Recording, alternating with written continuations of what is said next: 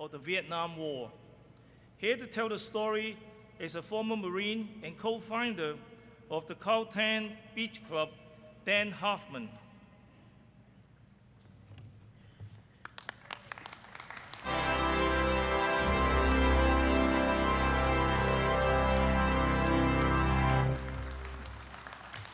I wish to personally thank Commander Wong and National Adjutant Wheeler for the opportunity to be here. It is an honor and a privilege. Fellow Legionnaires and distinguished guests. In the spring of 1975, the Vietnam War was supposedly over, but on May 12, 1975, just 2 weeks after the dramatic evacuation of the U.S. Embassy in Saigon, elements of the Cambodian Khmer Rouge Navy captured the SS Mayagüez, a U.S.-flagged, unarmed merchant ship. The Mayagüez was in international waters with a crew of 40 when it came under fire. She was captured and taken to a tiny little island 37 miles off the border between Cambodia and Vietnam called Koh Tang. Fearing the possibility of another Pueblo incident, President Ford ordered immediate action.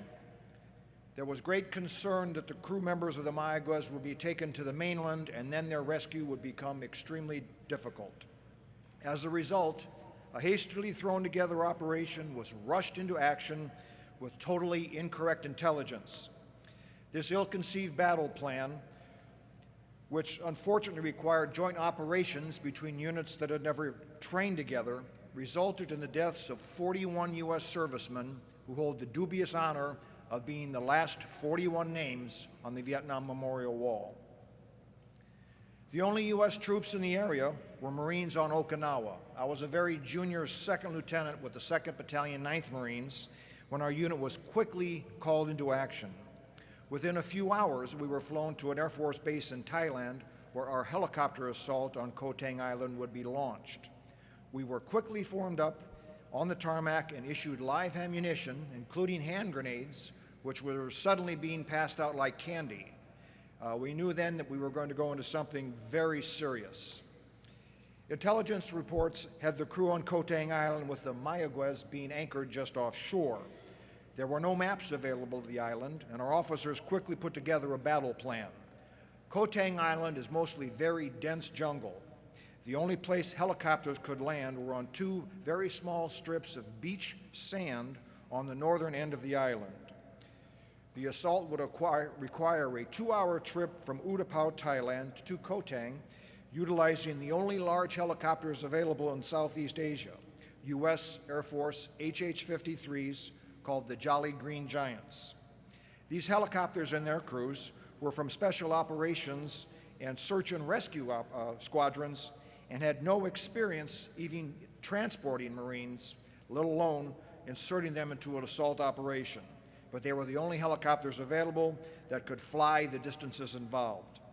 We were told not to worry, as the intelligence report had the island lightly defended by 15 to 20 local fishermen that might have automatic weapons. The plan was to assault the island with 9 helicopters carrying my rifle company, Golf Company, along with the battalion command staff, and initially 2 tubes of 81mm mortars, which would be our heaviest support weapons. 2 helicopters, each containing about 20 Marines, would land on the West Beach, and the remaining 7 helicopters with 2 full rifle platoons and the command element would simultaneously land on the East Beach, then spread out and sweep through the island, rescuing the Mayagüez crew in the process. The helicopters that dropped us off would then fly back the 218 miles to Thailand, refuel and load up Echo Company, and then fly back to Koh Tang for the second wave to reinforce us on the island. That was more than a 4-hour trip. The helicopters then would again fly back to Thailand, and our remaining rifle companies would be shuttled to Koh Tang late in the afternoon and evening.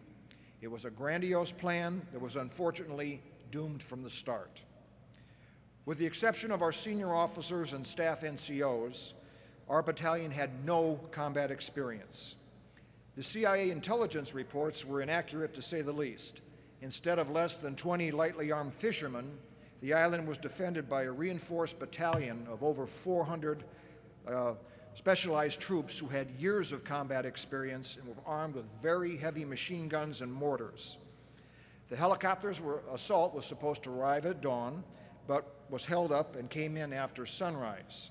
The Khmer Rouge could hear and see us coming, and unfortunately they were ready for us. It was an immediate disaster.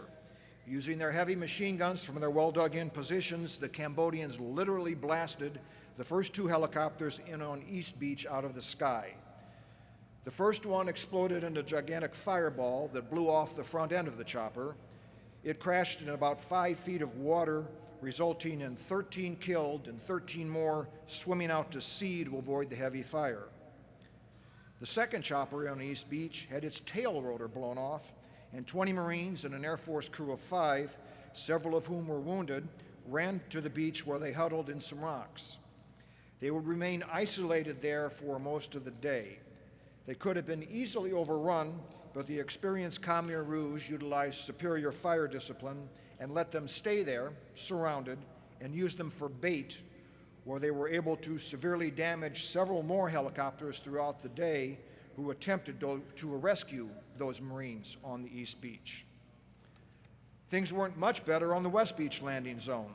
The first helicopter in was able to offload 20 Marines under heavy fire and then lift off, but he was so severely damaged that the chopper crashed in the water just after taking off, resulting in further loss of life. The second chopper in on West Beach received so much damage going in that he couldn't even land. He was able to limp back to Thailand, where he crash landed. 20 Marines aboard, including our company commander, were subsequently picked up by another chopper and then taken back to Thailand. In the first 5 minutes of action, all 4 helicopters of the first wave were shot down, and things were only getting worse. The first helicopter on West Beach contained 2 of my best friends later in life, and I'm proud to say they are here today. Al Bailey of Maryland and Fred Morris from Iowa, both whom were wounded that day. They thought they were part of a major assault force of several helicopters and instead were part of only 20 Marines, one who had been killed and several more wounded. And they were in a tight defensive perimeter under very heavy fire. At 7 o'clock, the helicopter I was on was the next one in on West Beach. I was one of the first out of the chopper, and immediately the Marine next to me was shot and severely wounded. We were in tall grass with the water of the Gulf of Thailand to our backs and dense jungle to our front. There was a lot of enemy fire coming our way, and at that point, we did good just to set up a defensive perimeter. By the way, the helo that put us in also received so much damage that it barely made it back to Thailand and would not fly again that day.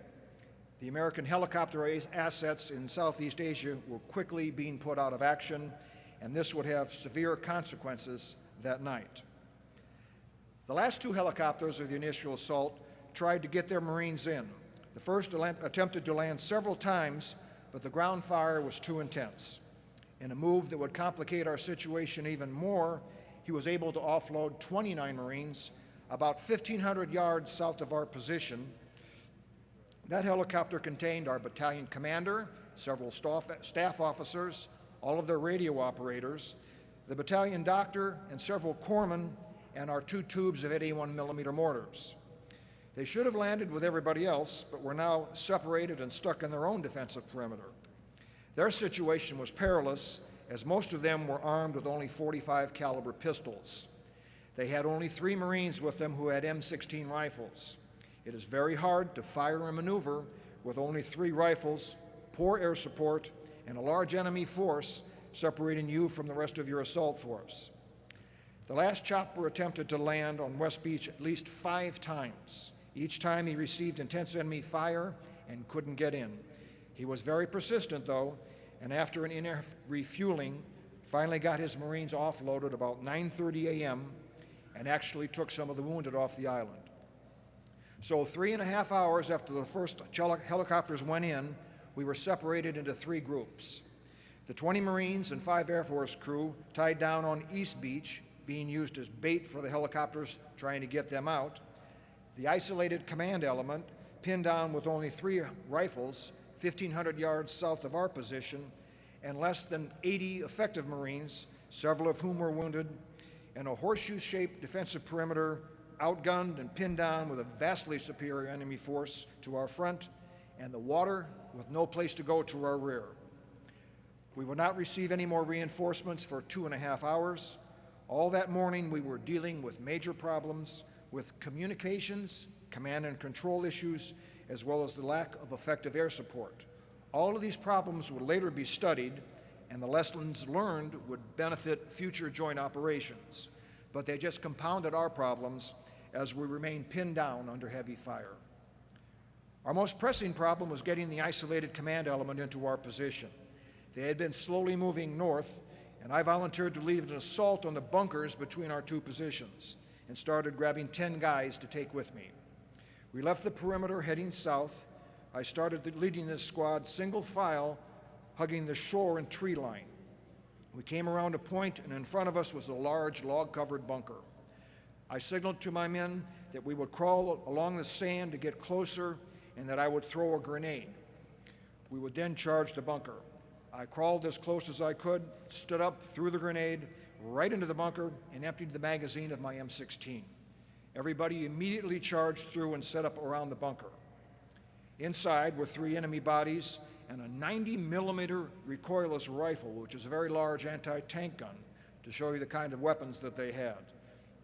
This ended up being the last enemy position between us and the command element, and in a few minutes our battalion commander passed through, and shortly after that we all proceeded back down to the beach to our main position, taking our large recoilless rifle and KIAs with us. While this was happening, 3 helicopters came in and offloaded a portion of Echo Company, our second wave. It was supposed to be 9 helicopters bringing in the whole company, but there were only 3 helicopters left able to fly. I then learned that the crew of the Mayagüez had been rescued. They were released by the Cambodians when we started the attack. They were held on a large fishing boat and had never even been on Koh Tang Island.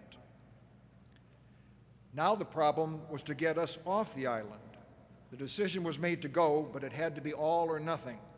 Once the withdrawal started, we couldn't stop and leave a smaller number of Marines behind. The biggest problem was the number of helicopters available. The aircraft carrier Coral Sea had been steaming towards Koh Tang all day and was about a half hour away. So the Air Force helos could drop us off on the carrier instead of the 4-hour round trip to Thailand and back.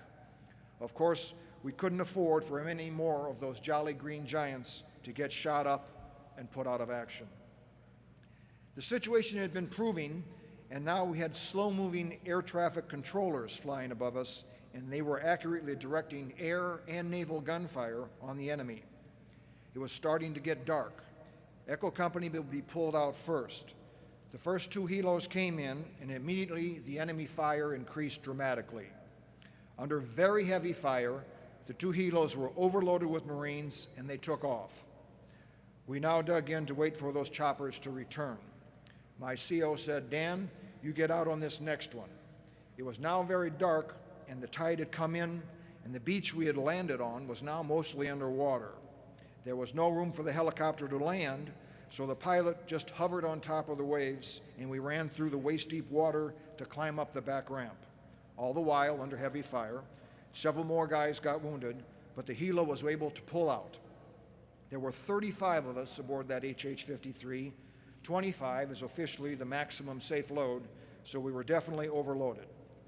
As we pulled out, I looked back and saw several lines of machine gun tracer bullets coming towards us, but there was also a significant amount of fire going back at them, including machine gun fire from a small boat from the destroyer Wilson that had been led by a former swiftboat sailor named Tom Noble from right here in Indiana, and he will also be with us here on stage at the end. We pulled out and away from the island. I was in the rear of the helo looking out. It was very dark, overcast, with no moon, no starlight. We settled down what should have been a 20-minute ride to the Coral Sea, but suddenly the helicopter I was on was shaking and moving violently. I could see waves in the ocean as we were losing altitude, and I thought we were going to crash in the water. I was pushed towards the front of the chopper to a small exit door behind the pilot, and I jumped out expecting to hit water, but instead landed on the deck of the destroyer escort USS Harold E. Holt. That pilot had miraculously squeezed his very large helicopter onto this very small helipad. I later learned that it's almost impossible to do so. While the ship was underway, in near total darkness, the pilot had inched his overloaded helo in on a 45-degree angle and has just touched down his nose wheel in one corner of the helipad and his two side wheels in the opposite corners. The helo was so much bigger than the landing pad that the rear ramp was hanging out over the water, and I had never even seen the ship. This heroic pilot, who only had about 6 inches of clearance for his rotors on that and the HH-53 was so heavy, he had to keep 50% power on his wheels. He was literally just touching down on the moving ship while flying forward at a 45-degree angle in the dark. It was an amazing feat of flying. And after he dropped us off, he immediately went right back into the heavy fire on the beach and extracted 37 more Marines. If not for his heroic actions, there would have been many more names on the wall. He personally saved my lives and the lives of 71 other Marines. His name is Bob Blau from Tennessee, and I am proud to have him as one of my best friends, and yes, he is here today also.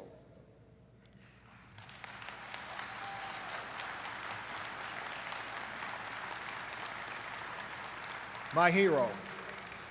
Bob Blau extracted his second load at 7:30 p.m. There were now only 29 Marines left on the shrinking perimeter. As they slowly pulled back, the enemy moved forward into the fighting positions our guys had worked so hard to build.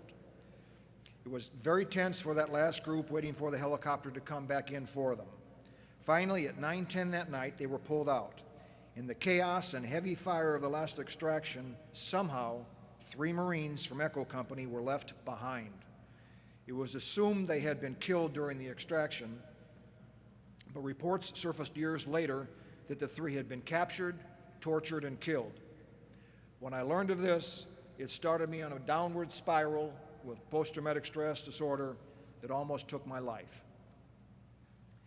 Like most of the guys in 2-9, I got out when my enlistment was up and went back into civilian life to a wife and a family, and during the late 70s and 80s, had almost no contact with any fellow veterans.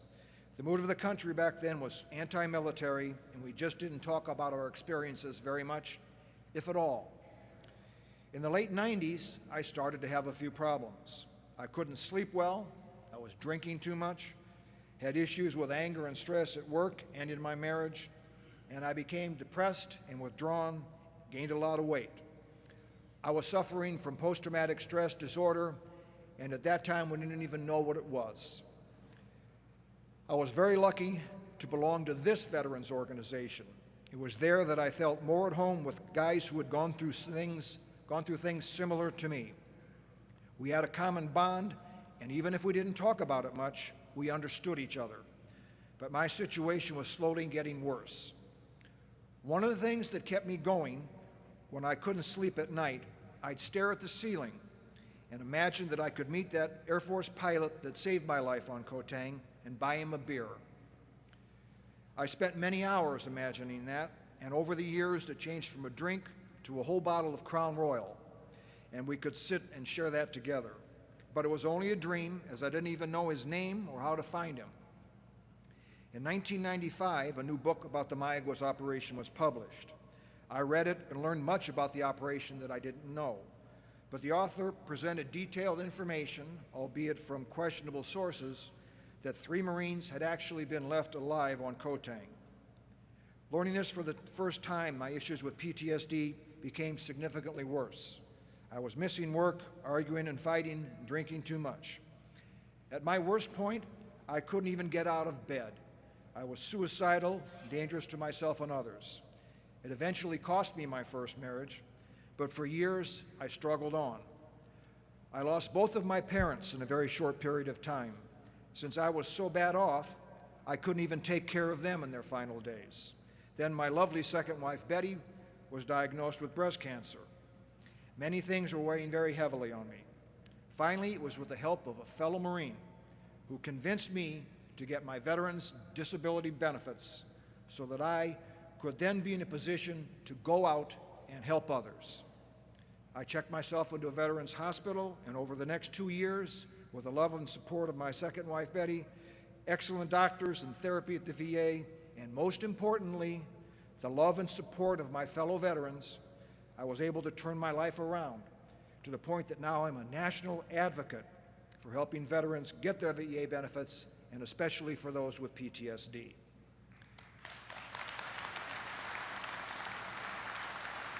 Thank you. Thank you. In 2003, through the internet, I met Larry Barnett from Ohio, who was starting a Kotang Veterans website. He had been one of the Marines shot down on East Beach. We finally got face-to-face at a reunion in Florida of the Jolly Green Giants. That first night together, we were out on the beach, tracing lines in the sand in an attempt to possibly figure out how our 3 comrades could have been left behind. That question has weighed heavily on our minds. But the best thing to come out of that reunion was that I finally got to meet Bob Blau, the helicopter pilot who rescued us off the island. I had a plaque made up and got permission from the Jolly's president to surprise Bob with a presentation at their formal banquet. You've got to understand, this room was filled with heroes with decades of search and rescue operations, dozens of personal decorations and awards, and hundreds of lives saved. I learned that it was very rare for them to actually be thanked by any of those that they had saved. I went up to the microphone with Larry at my side. I quickly related the events of the Mayagüez operation and how we owed our lives to the heroic Air Force pilots.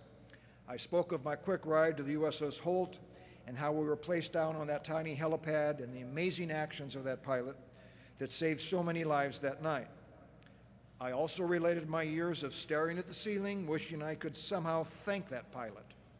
And I turned that into thanking all of them on behalf of all the other guys out there staring at their ceilings, wishing that they could personally thank their heroes. I then called Bob Blau up to the podium and gave him the plaque that I had made and a big bottle of Crown Royal, from which we both took a swig. It was a very moving experience, one of the highlights of my life, and the start of our great friendship. We started getting together a few times a year, and as Larry's website grew, so did our circle of friends and fellow Kotang veterans. In 2005, we were contacted by a television production company to be interviewed for a 1-hour documentary on the History Channel. The series was called Heroes Under Fire, and our episode was entitled Deadly Reckoning. It was another life-changing event for me. Our story was being publicized, and the Battle of Kotang was being presented to the public, and was soon to change from an event that nobody remembered or even heard of to something that we could be proud of. Around this time, I was also given a Papillon puppy to take care of. These special little dogs are very smart and loving. They can sense when you are down and will do all they can to lift your spirits. Soon I was using mine as a PTSD therapy dog, which greatly improved my situation. Soon our numbers had grown large enough that we formed the Kotang Mayagüez Veterans Organization and started scheduling our own reunions. Our goal was to help each other and to seek out answers about those we left behind. My involvement with my comrades completely turned my life around. I cannot stress strongly enough how beneficial getting together with each other has become to us. Instead of being withdrawn and not speaking of our experiences, guys were coming from all over the country to be with us. The therapeutic benefits of sharing this together are immeasurable. And if anybody is sitting out there, has held back becoming involved with a veterans or group such as the American Legion, or actually going to a reunion or seeking out help, I say just do it. You will be so glad that you did. At this point, I'd like to bring on stage 5 fellow veterans and 5 of my very best friends in the world who all were on Kotang with us. First one is Tom Noble from Odin, Indiana. Was the swift boat commander with an M60 machine gun, drew a lot of fire, Bronze Star that day.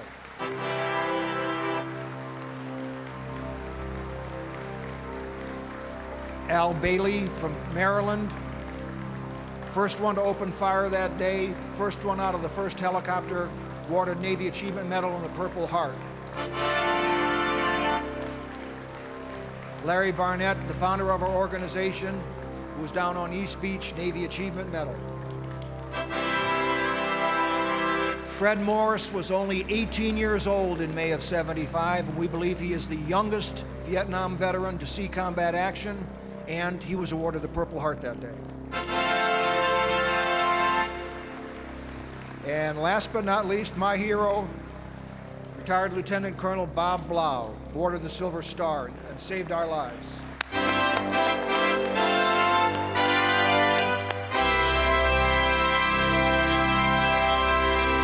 These 5 guys here are my very best friends in the world.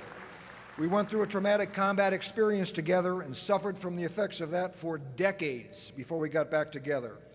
It is organizations such as our American Legion that have allowed us to be together here today. Legionnaires, I strongly urge you to continue to do all you can for yourself and your fellow veterans. Seek out your brothers and continue your support of the Legion and its goals. We must continue to be the strongest advocates for proper health care and veterans benefits for all veterans, and to insist on a complete accounting of our POWs and MIAs. Thank you very much.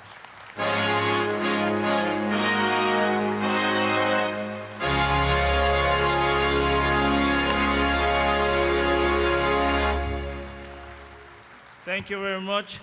And to all of you here for sharing your story of courage, sacrifice, and distinguished service.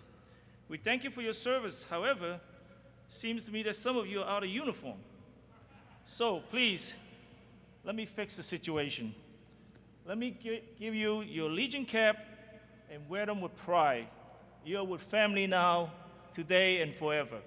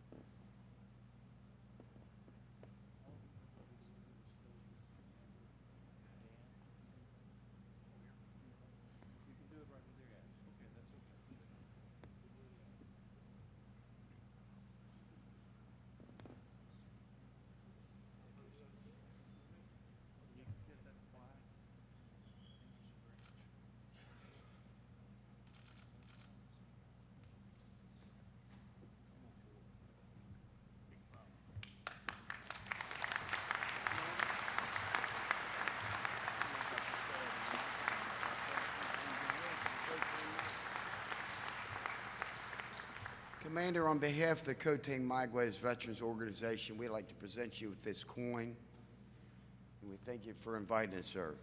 Thank you. Thank you very much.